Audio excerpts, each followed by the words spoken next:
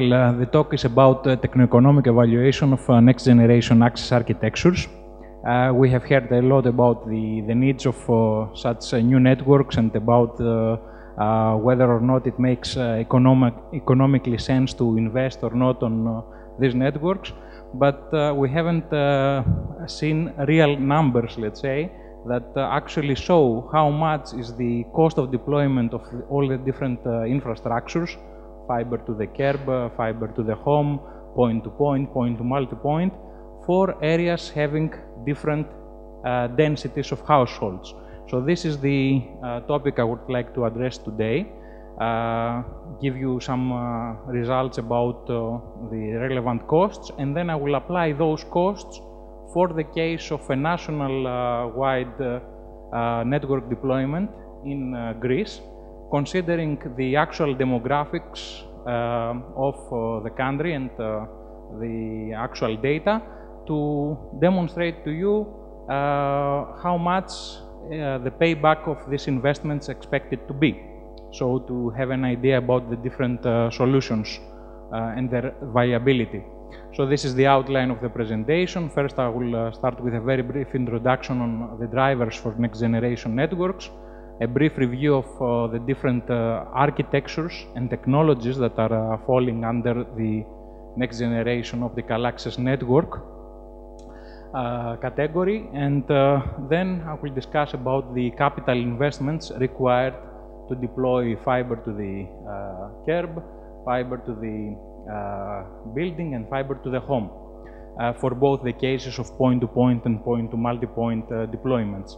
And as I said, then I will apply the findings for a business case study analysis in Greece. And finally, I'll summarize and conclude. So with respect to the drivers, we have heard a lot about whether or not we need NGA now, or whether or not we can live for some more years with with the old infrastructure. Well, the matter of fact is that there is one very famous law in telecommunications, that's Nielsen's law, that suggests that we have an increase of the access speeds of the networks by about 50% per year.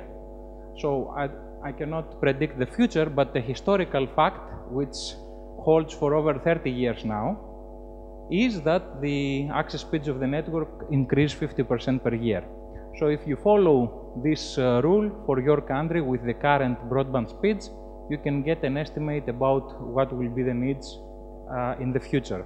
So we know for sure that we're heading to much higher speeds and actually very fast.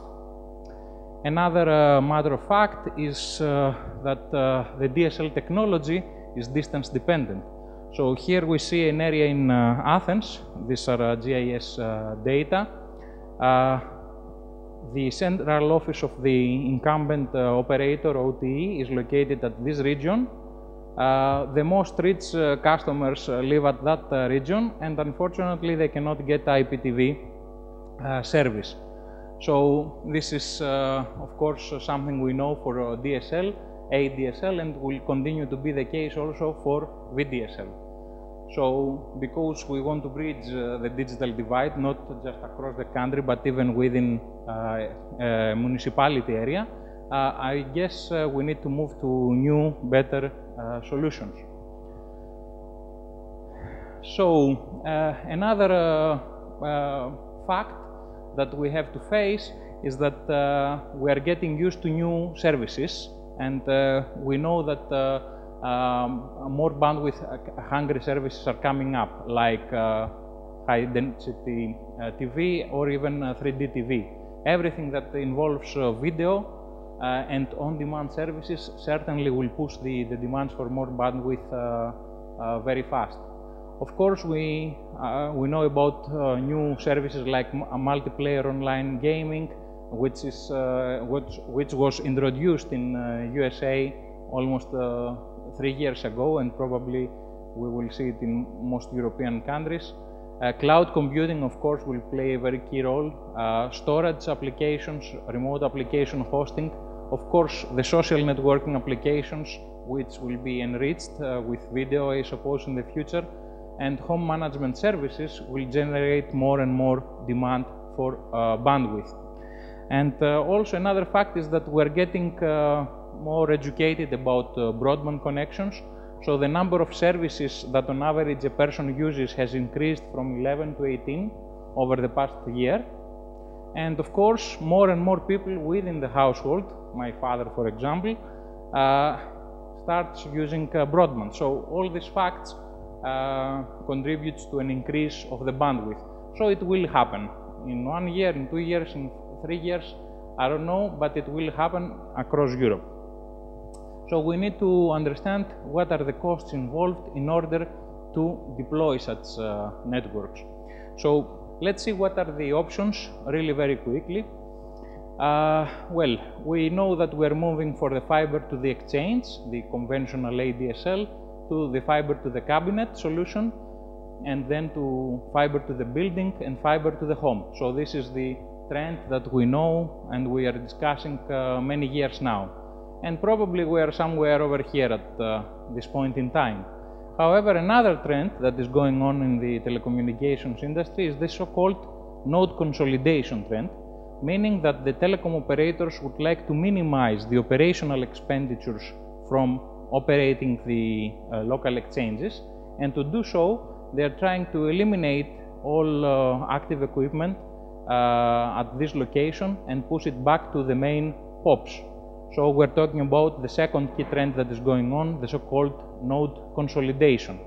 So to support fiber to the home connectivity and node consolidation, we need to deploy new solutions that can enable long reach up to 100 kilometers compared to 20 kilometers, which is the standard today, and high splitting ratio above 1/64 going to 1/256 or 1/512 in the future. The GPON standard, or even the XGPON standard, which is nowadays the latest news in the industry, do not support these requirements. So we're doing research to find new technology solutions that will enable this to happen. Actually, I'm leading one European project called Accordance on exactly this topic, and we're working with WDM and OFDMA technologies as a solution to enable these technology innovations. I'm not saying that fiber to the home needs to be deployed everywhere. There are different options available. One very good option, it was mentioned this morning, is to provide VDSL2 from the central office directly. Many customers live close to the central office. Other companies are deploying fiber to the node, primarily to existing deployments, or fiber to the home to greenfield areas. And of course, there are cases where operators are investing only on fiber to the home. So there is a niche for each one of the architectures and technologies, and of course we have to understand where we should deploy each of the architecture and technologies. So this is a quick summary of all the possible architectures. We have the so-called home run architecture, or point-to-point or single star, which is of course the most powerful solution because it offers very large bandwidth to the end user and offers also capability for unbundling. So in this architecture we have the local exchange with as many fibers as the number of households to be connected, and that puts a lot of fiber and ducts and cables requirements at this feeder part of the network. There are the star architectures, the point-to-multipoint architectures, which can reduce the number of infrastructure placed at this point. So one candidate is the so-called active star, where an active Ethernet switch is placed somewhere in the field, and from there we have single fibers running to the households, while from the local exchange up to this active node we have a single fiber. We have the choice of the passive optical networks like GPON, EPON, and all the other variants, even WDM-PON, where we are replacing this active node with a passive splitter or an AWG, WDM Max DMAX, And again, we have the same effect, reduction of the infrastructure at the feeder part of the network. Now, to enable this to happen, we need technologies that can bridge very large distances and mitigate the loss introduced by this splitter. So the options we're discussing for the next generation PON2 standard, which will be the successor to the well-known GPON, EPON and XGPON technologies, will be based either on WDM PONs, we heard this morning about this technology, or dense WDM with the use of coherent detection, or orthogonal frequency division multiplexing, the so-called OFDM PONs. So I will not talk further about the technologies, I will just focus on the infrastructure and the costs of deploying the different infrastructures. So let's see some of the techno-economic analysis we performed, getting some results about the capital investments required to deploy the outside plant. So this is a slide from Telecom Italia. Like most of the slides that you can find or you can see in conferences, it says that fiber to the home is more expensive than fiber to the building, more expensive than fiber to the cabinet, more expensive than ADSL. And there is some indication about how much more costly is one architecture from the other, but they are not talking about actual numbers, of course, for obvious reasons.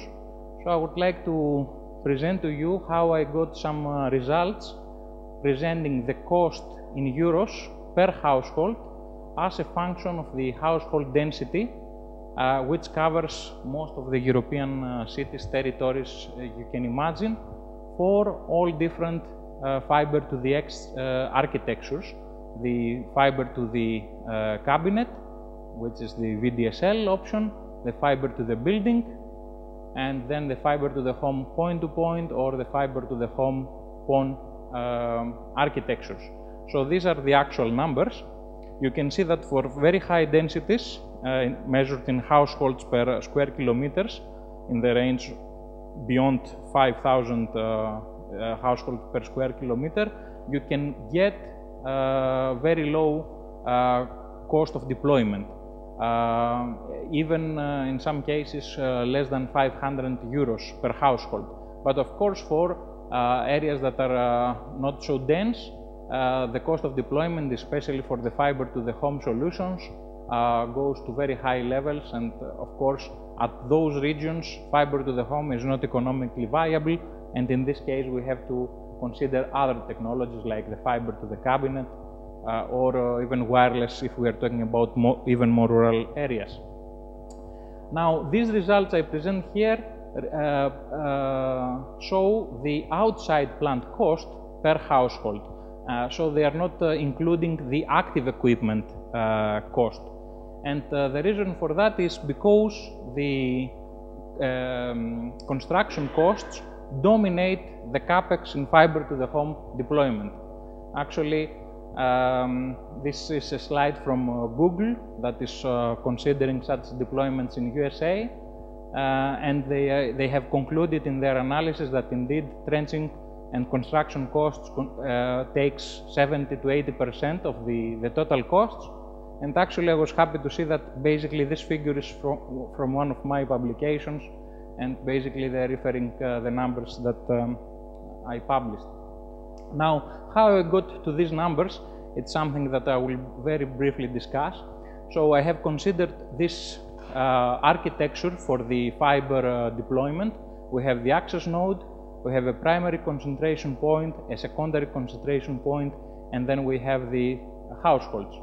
So we have the feeder cabling, the distribution cabling, and the drop cabling.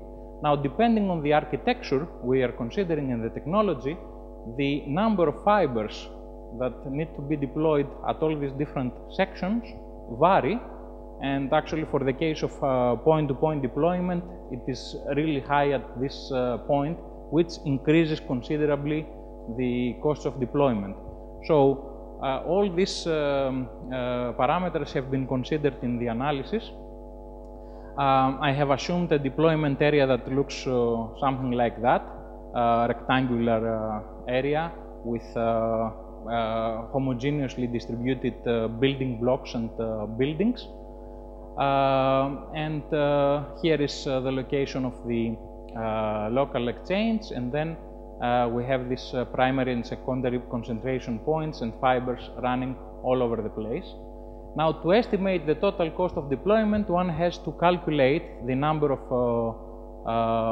the total length of trenching and ducting that is required, the total length of cables and fibers to be deployed, to calculate the number of splitters, manholes, handholds, Y branches, cabinet, everything that needs to be installed. So we went through this exercise, and these are the cost numbers we've used for our analysis. These were taken by telecom operators and construction companies that are actually deploying the infrastructure.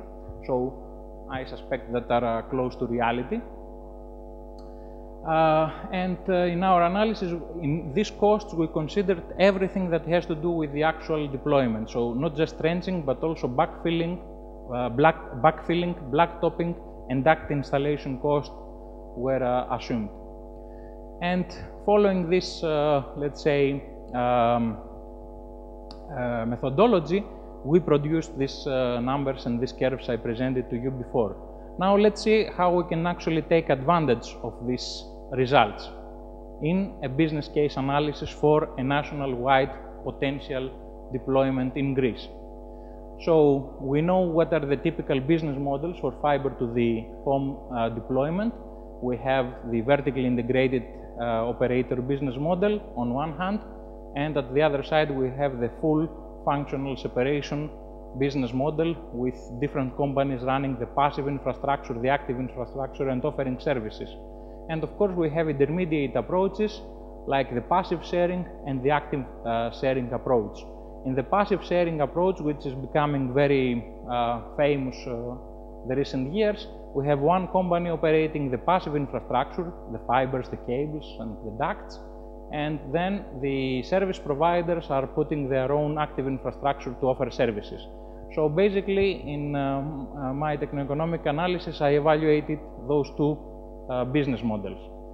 So what I did, using the results I presented before, was to apply the results for the case of every one of the 200 largest municipalities in Greece, which represent a total number of households in excess of 2 million. So what you see here is not a theoretical curve like the one I presented before.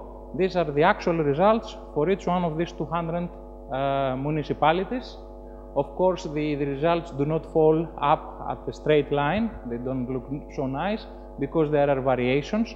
The reason is that I haven't used a rectangular model with a homogeneous distribution of the households, but I assumed the actual distribution of households using GIS data, Geographical Information Systems data. So these are the results. So if you consider now these numbers, you can calculate the total capital costs expected. So for the 2 million households across Greece, the fiber to the home point-to-point reaches a value of close to 2 billion with 950 euros per household average.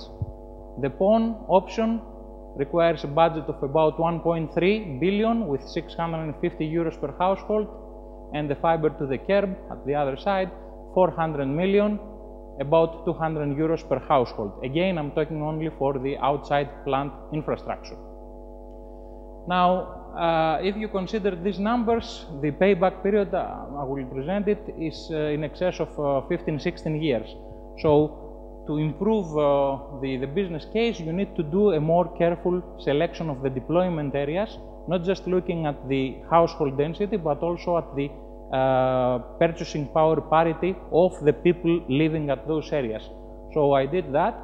And besides the results for this reference scenario, which is a deployment to the whole Greece, we looked into different deployment scenarios with cherry-picked areas going from 1.45 million households down to 1.15 million households. And these are the results. So these are the cumulative cash flows in euros and these are the years from the beginning of the investment. With the blue color, you see the reference scenario, the deployment at 2 million households, and with the other curves, you see the case for the cherry-picked deployment areas. So you see that if you do a careful selection of the deployment area, you can decrease the payback period from 15 years to something like 13 years. To improve further the situation, I considered also the case of the active sharing model, where you also deploy the active equipment. That requires a bit larger capital investments at the beginning, but the benefits that can be expected later on are bigger. So the payback period reduces from 13 years in that case to something like 10 to 11 years if you choose to deploy both active and passive infrastructure. So the main conclusions from this Greek case study is that, first of all, it's very difficult to actually predict payback periods. You need to be very careful in your evaluations and use actual data rather than, searching around and making assumptions. Now, to achieve short payback periods, the lessons learned are the following. You need to do cherry picking of the deployment areas. You need to carefully choose for a smaller scale of deployment than going across the country. You need to perform advanced marketing of the product before its actual deployment to support also the revenue side. You need to work with a different business model than the passive infrastructure sharing one.